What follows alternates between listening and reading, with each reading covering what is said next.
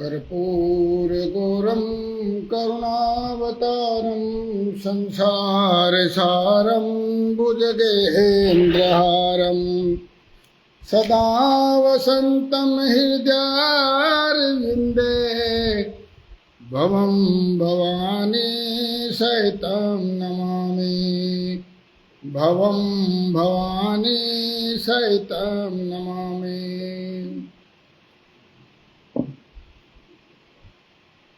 कथा प्रारंभ होता है, सुनो वीर हनुमान आसनान विराजियो, पवन पुत्र बलवान सियावर रामचंद्र पद शरणम शंकर हरिओम। जय जय सिया राम। मंगल भवन मंगलहारी, उमा सहित जय जपत पुरारी। जय सिया राम, जय जय सिया राम, जय सिया राम, जय जय सिया राम। नंदीकेश्वर कहते हैं, तदंतर वे दोनों ब्रह्मा और विष्णु भगवान शंकर को प्रणाम करके खड़े हो गए। कल हमने कथा में सुना कि ब्रह्मा और विष्णु आपस में विवाद हो गया, तो बीच में दोनों के द्वारा उनके बीच में एक भीषण अग्नि स्तंभ का आविर्भाव हुआ और उसके पश्चात नंदीकेश्वर कहते हैं वे दोनों ब्रह्मा और विष्णु हाथ जोड़कर खड़े हो गए उस अग्नि स्तंभ के, ज्योतिष स्तंभ जो भी था।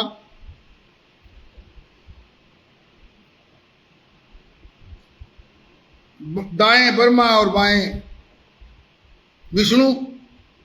फिर उन्हें वहां साक्षात प्रकट पूजनीय महादेव जी को श्रेष्ठ आसन पर स्थापित करके उनका पूजन किया।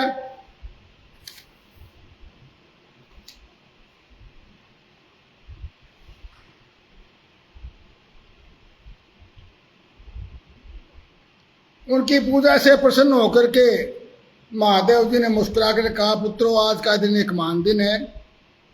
राजपाल नयन जी हर हर महादेव, तुम्हारे द्वारा जो आज मेरी पूजा हुई है इससे मैं तुम लोगों से बड़ा प्रसन्न हूं और आज से दिन परम पवित्र और महान हो जाएगा। और आज की तिथि शिवरात्रि के नाम से विख्यात होकर के मेरे लिए बड़ी परम प्रिय होगी।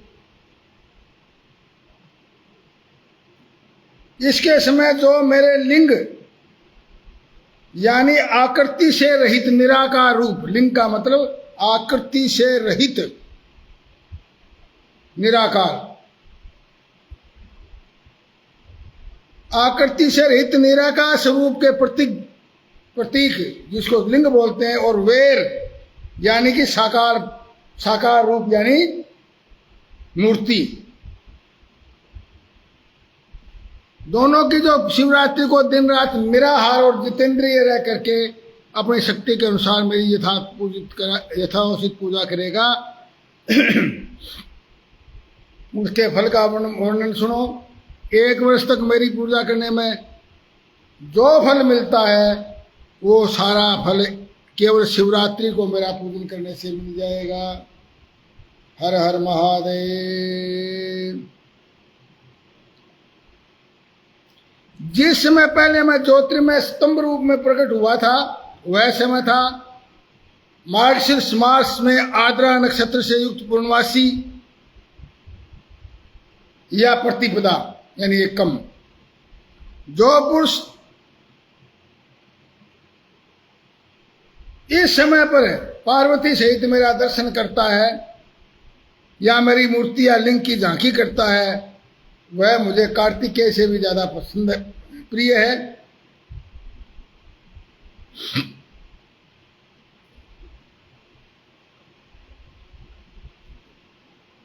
उस स्थान में क्योंकि मैं लिंग रूप में प्रकट हुआ था इसलिए उस स्थान को लिंग स्थान के नाम से प्रसिद्ध हुआ और लोग इसका दर्शन और पूजन कर सके, इसलिए यह अनंत ज्योति स्तंभ अथवा ज्योतिर्मय लिंग अत्यंत छोटा हो जाएगा। इतना बड़ा नहीं रहेगा। लालचंद शर्मा जी, हर हर महादेव। इसका दर्शन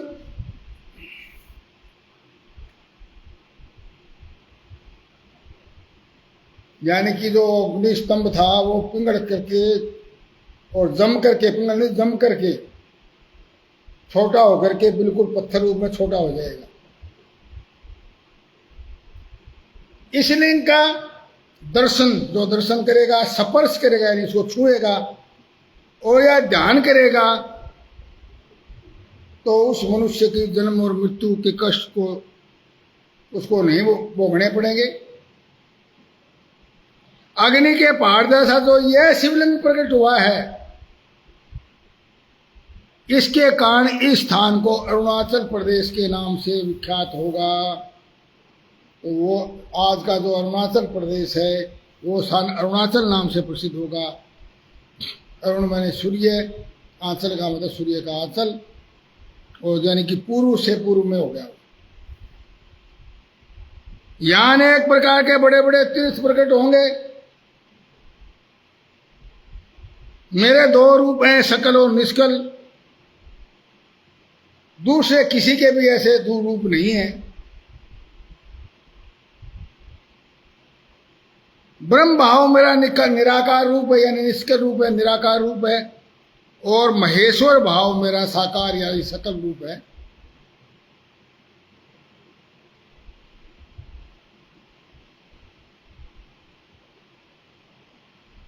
मेरे अतिरिक्त मैं जगत की वृद्धि करने वाला होने के कारण ब्रह्म कहलाता हूं। और जो जगत संबंधी 5 कृत्य हैं, 5 तरह के कार्य जगत संबंधी, वो सदा मेरे ही है। पहले मेरी ब्रह्म रूपता का बोध कराने के लिए निष्कल यानी निराकार लिंग रूप प्रकट हुआ। फिर अज्ञात ईश्वरत्व का साक्षात कराने के निमित्त में साक्षात जगत ईश्वर सकल रूप में, साकार रूप में प्रकट हुआ। तुम दोनों प्रतिदिन यहां रह करके, यह मेरा लिंग यानी चिन्ह है, इसका पूजन करो।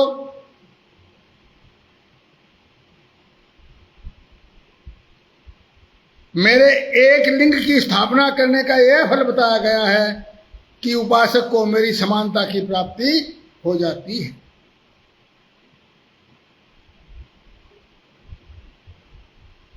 मूर्ति की स्थापना की अपेक्षा शिवलिंग की स्थापना करनी चाहिए।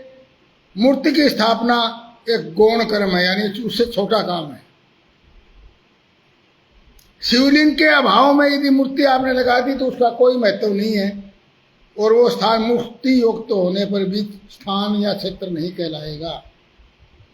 मेरी मूर्ति लगी पर तो शिवलिंग नहीं है, वहां उसका कोई महत्व नहीं।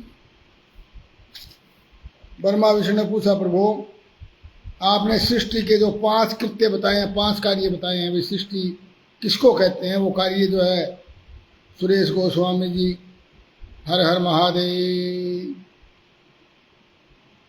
उनके लक्षण बताइए। 5 कृत्य क्या क्या है?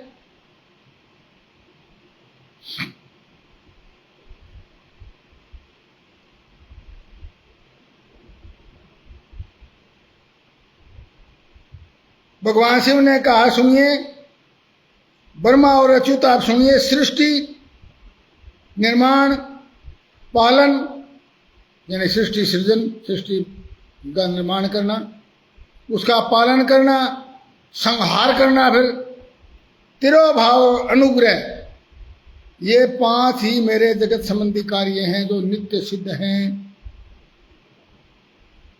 संसार की रचना का आरंभ जो होता है उसको सृष्टि कहते हैं, यानी सर्ग या सृष्टि।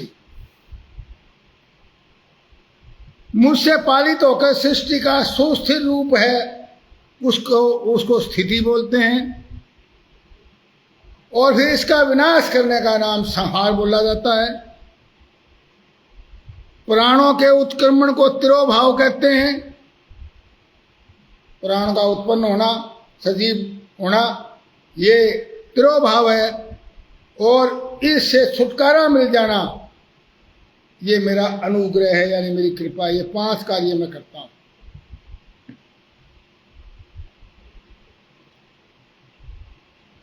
अनुग्रह से पहले जो 4 कार्य सृष्टि आदि, वे संसार का विस्तार करने वाले हैं सारे। और 5वां कृत्य जो अनुग्रह है, यानी मेरी जो कृपा है, वो मोक्ष का हेतु है।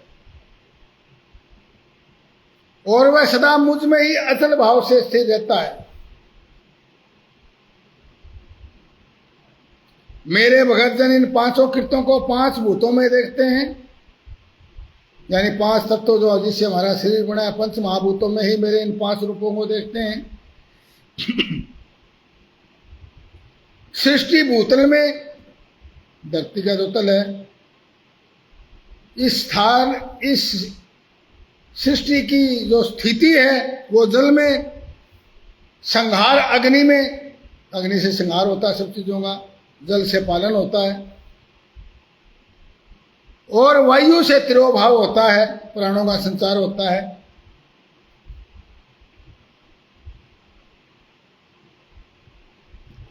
और अनुग्रह आकाश में स्थित है। शून्य होना ये अनुग्रह यानी मोक्ष।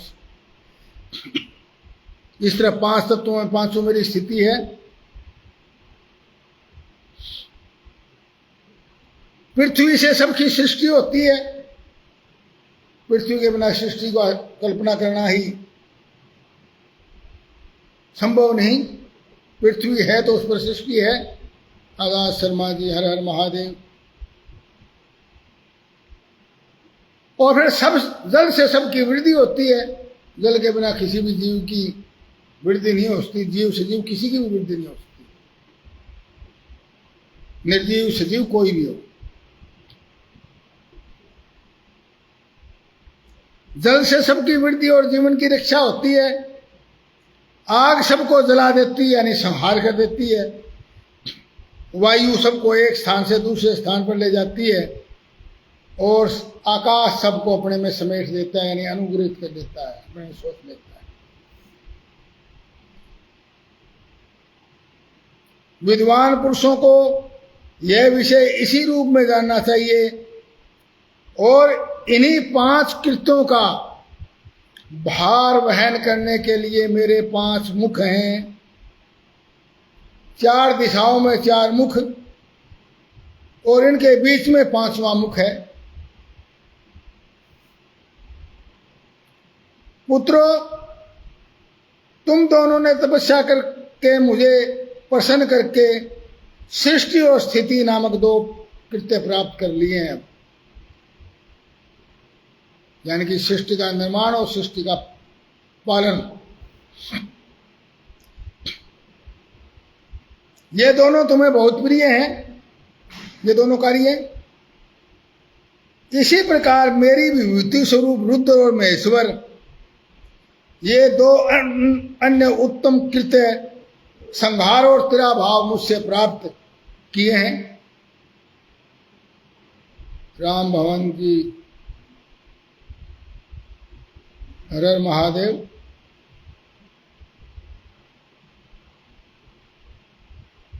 परंतु अनुग्रह नाम का जो यानी मोक्ष यानी मेरी कृपा कृत्य कोई दूसरा कोई नहीं पा सकता।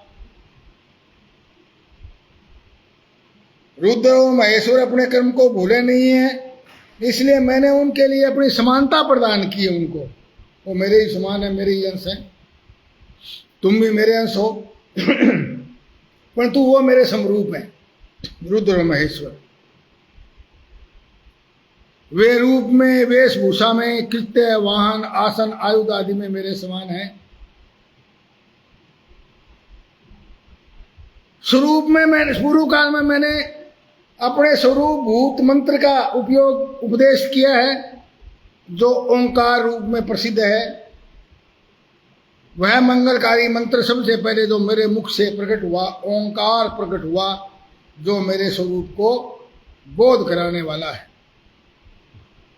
ओंकार वाचक है, मैं वाच्य हूं। यह मंत्र मेरा ही स्वरूप है। अब ये ओम जो है ये भगवान शिव, ब्रह्मा विष्णु महेश, उसका प्रतीक है। प्रतिदिन ओंकार का नित्य स्मरण करने से मेरा ही सदा स्मरण होता है। हर हर महादेव। अब देखिए, इससे बड़ा कोई महामंत्र नहीं। बाकी सारे मंत्र, इसको प्रणव बोला गया है, मंत्रों में सबसे श्रेष्ठ, अग्रणी। और किसी भी मंत्र की शुरुआत प्रणव के बिना नहीं होती। तो इससे बड़ा महामंत्र कोई नहीं है। ओम नाम सबसे बड़ा, इससे बड़ा न कोई। और जो स्मरण करे ओम का तो शुद्ध आत्मा हो।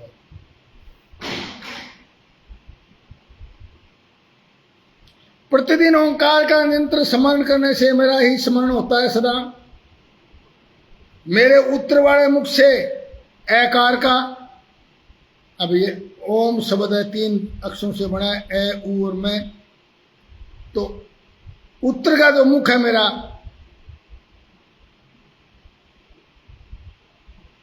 बोला उससे एकार का, और पश्चिम वाले मुख से ऊकार का, और दक्षिण मुख से मैकार का, पूर्ववर्ती मुख से बिंदु का,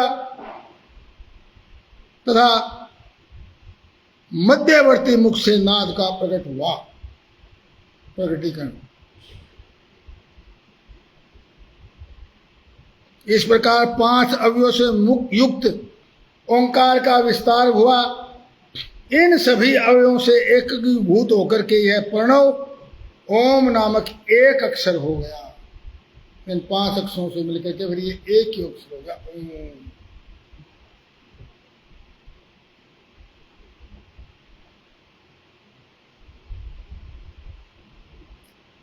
यह मंत्र शिव और शक्ति दोनों का बोधक है। और इसीलिए ए के ऊपर अर्धचंद्राकार जो बिंदी है, और एक अक्षर वो होगा, एक दूसरा का, 2 ही रह गए ना। तो शिव और शक्ति, नीचे ए शिव है, ऊपर अंकार की जो मात्रा है वो शक्ति है। और इसी से पंचाक्षर अक्षर की उत्पत्ति हुई। तो अब ये देख लीजिए, सृष्टि का प्रारंभ सबसे पहले किससे हुआ? इस नाद यो लिंग यानी ओंकार से। और पहला शब्द इस संसार में क्या प्रकट हुआ? ओंकार की ध्वनि। वैज्ञानिकों ने खोज की है, नासा ने और ने, ऊपर का ओंकार का जो है ना नाद, जो है दृश्य नाद है, उसको पकड़ा भी है, रिकॉर्डिंग भी की गई है।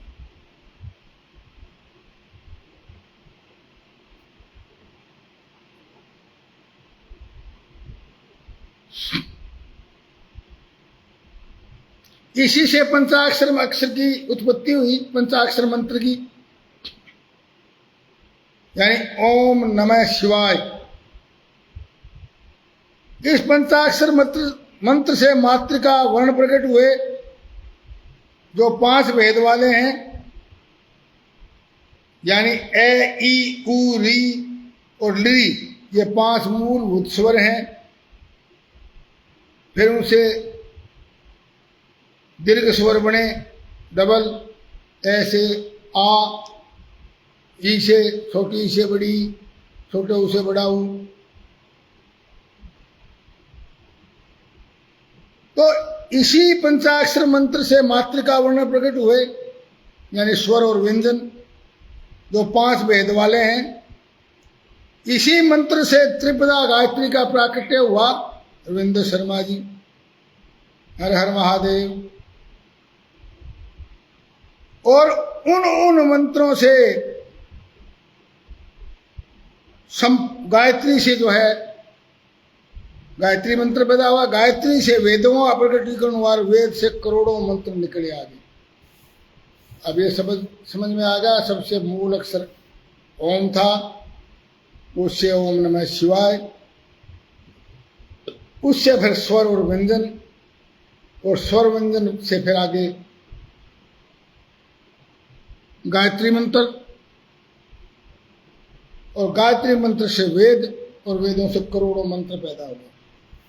और ऐसा बोला गया, ए मंत्रो अक्षर ना अस्ति न मूलो न औषधम, ऐसा कोई अक्षर नहीं जिससे मंत्र ना बनता हो।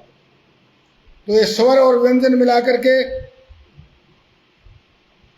5 मूलभूत स्वर हैं, और व्यंजन भी 5 वर्णों से युक्त 5 वर्ग वाले, यानी 25, 5 5 25, कै वर्ग, च वर्ग, ट वर्ग, पै वर्ग, तै वर्ग। इस मंत्र समुदाय से भोग और मोक्ष दोनों सिद्ध होते हैं। मेरे सकल स्वरूप से संबंध रखने वाले सभी मंत्र साक्षात भोग प्रदान करने वाले हैं। नंदी के ईश्वर कहते हैं, तदंतर जगदम्बा पार्वती के साथ बैठे हुए गुरुवर महादेव जी ने अपने उत्तर में बैठे हुए ब्रह्मा और विष्णु को पर्दा करने वाला वस्त्र से आच्छादित करके उनके मस्तक पर अपना कर कमल रखकर धीरे धीरे उच्चारण करके उन्हें उत्तम मंत्र का उपदेश दिया।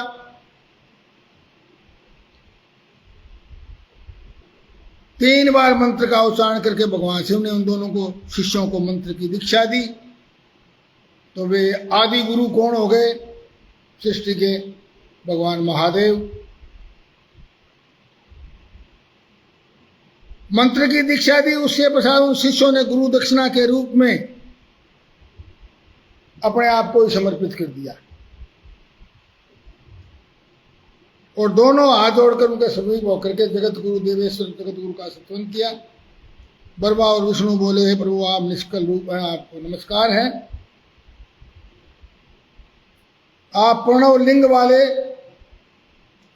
आपके 5 मुख, आप परमेश्वर हैं, आप सबके आत्मा और पर ब्रह्म हैं, आप सदगुरु शंभु हैं, आपको नमस्कार है।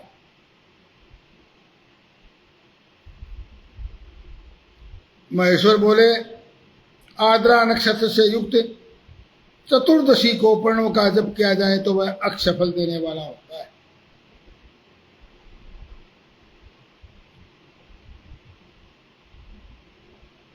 मृगशिरा नक्षत्र का अंतिम भाग, पुनर्वसु आदि का भाग, पुनर्वसु नक्षत्र का आदि भाग। मोनू शर्मा जी, हर हर महादेव।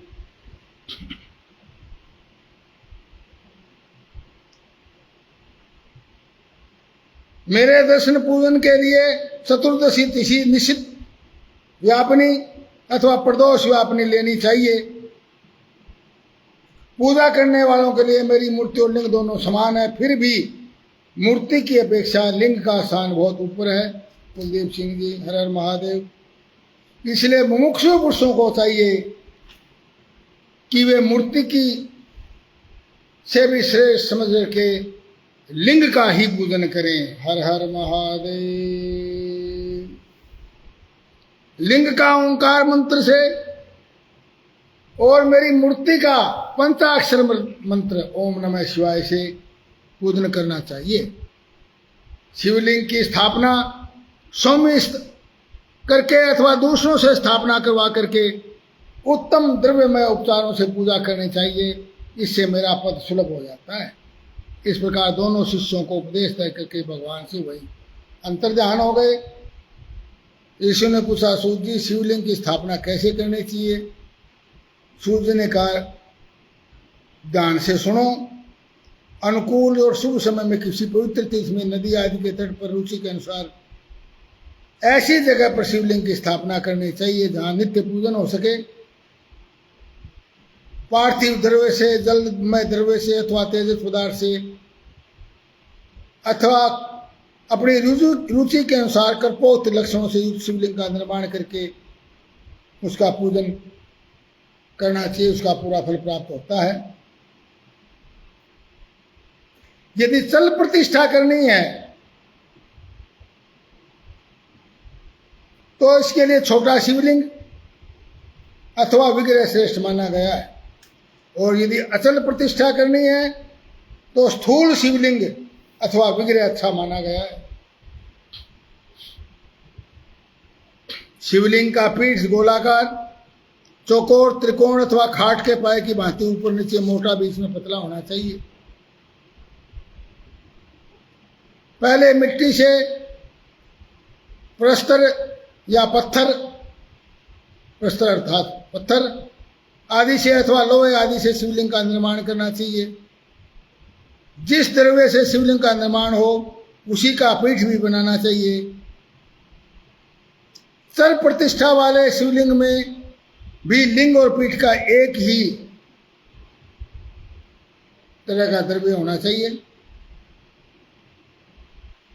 किंतु बाण लिंग के लिए यह नियम नहीं है। लिंग की लंबाई निर्माण करता है स्थापना करने वाले यजमान के 12 अंगुली के बराबर होने चाहिए। ऐसे शिवलिंग को उत्तम माना गया है। सरलिंग में वैसा नियम है, उसकी लंबाई कम से कम कर्ता के 1 अंगुल के बराबर होनी चाहिए। उससे छोटा होने पर अलग फल मिलता है।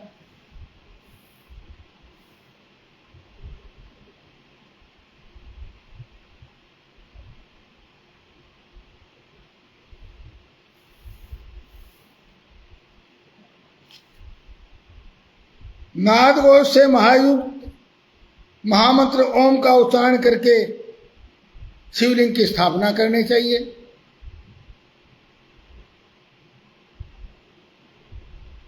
स्थावर और जंगम भेद से 2 लिंग 2 प्रकार का कहा गया है। वृक्ष लता आदि को स्थावर लिंग कहते हैं और कृमि कीट आदि को जंगम लिंग कहते हैं। स्थावर लिंग को सींचने आदि के द्वारा सेवा करनी चाहिए और जो जंगम लिंग है उसको आहार एवं जल आदि देकर तृप्त करना उचित है।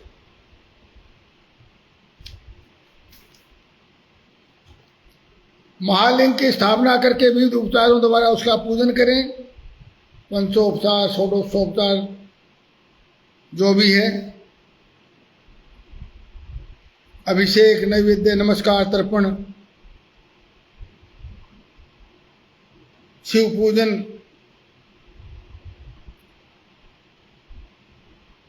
परिक्रमा, नमस्कार आदि सब तरह से शिवलिंग की पूजन करें। नियम पूर्वक शिवलिंग का सिर्फ दर्शन मात्र ही कर लिया जाए तो भी वह कल्याणप्रद होता है। मिट्टी, आटा, गाय के गोबर, फूल, कनेर, पुष्प, फल, गुड़, मक्खन, भस्म अथवा अन्न से भी अपनी रुचि के अनुसार शिवलिंग बना करके उसका पूजन करें और फिर 10,000 प्रतिदिन प्रणव मंत्र का जप करें अथवा दोनों संध्याओं के समय 1,000 प्रणव मंत्र का जप करें। जप काल में मकारांत प्रणव का उच्चारण मन की शुद्धि करने वाला होता है।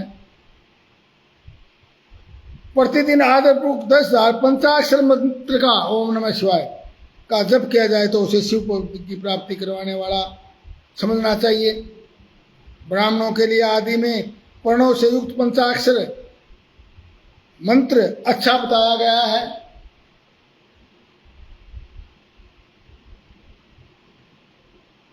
कलश से किया हुआ स्नान मंत्र की दीक्षा मातृकाओं का न्याय सत्य से उत्तरांत करने वाला ब्राह्मण और ज्ञानी गुरु इन सबको उत्तम माना गया है। द्विजों के लिए, ब्राह्मणों के लिए ओम नमः शिवाय, द्विजों के लिए नमः शिवाय के उच्चारण का विधान है और द्विजों से उत्तर जो हैं जिनके लिए अंत में नमः यानी शिवाय नमः, शिवाय नमः। द्विज के अलावा जो दूसरे वर्ण हैं वो शिवाय नमः। स्त्रियों के लिए भी कहीं के विधि पूर्वक नमः यानी शिवाय नमः का जप का ही विधान है। कोई स्त्री ब्राह्मणों की स्त्रियों के लिए नमः शिवाय जप की अनुमति देते हैं, अर्थात वे नमः शिवाय का जप कर सकती हैं। पंचाक्षर मंत्र का 5 करोड़ जप करके मनुष्य भगवान सदाशिव के समान हो जाता है। जो ओम नमः शिवाय का पंचाक्षर का 5 करोड़ का जप कर ले तो भगवान शिव के समान हो जाता है। 1, 2, 3 अथवा 4 करोड़ का जप करने से क्रमशः ब्रह्मा, विष्णु, रुद्र और महेश्वर का पद प्राप्त होता है। कुंडलीदास जी हर हर महादेव। भगत सतीश कुमार घोड़ेला जी हर हर महादेव, हर हर महादेव। तो 5 करोड़ पंचाक्षर मंत्र का जप ओम नमः शिवाय, ये भगवान महादेव के बराबर सदाशिव के समान ही हो जाता है। 1 करोड़ से ब्रह्मा के समान, 2 करोड़ से विष्णु के समान, 3 करोड़ से रुद्र के समान, 4 करोड़ से महेश्वर के समान।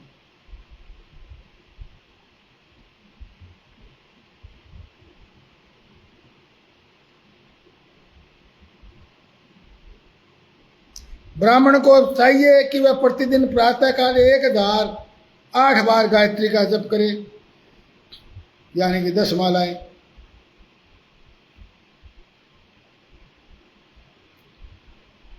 ऐसा करने पर गायत्री क्रमशः शिव का पद प्रदान करने वाली होती है। देखो यहाँ पर नियम बताया है, गायत्री मंत्र का जप करने का बहुत ज़्यादा फल प्राप्त नहीं होता दूसरे को, यह ब्राह्मण के लिए आवश्यक बताया गया है। दैनिक 10 मालाएं कम से कम, ये उसके जीवन का अंग होना चाहिए। फल तो आगे की बात है।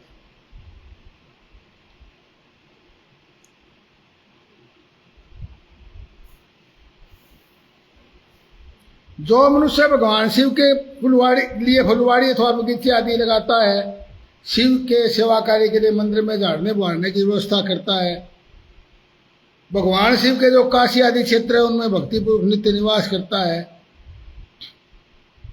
पुण्य क्षेत्र में स्थित बावड़ी, कुंवर, पोखरे आदि को शिव गंगा समझना चाहिए, उनका जो निर्माण करता है,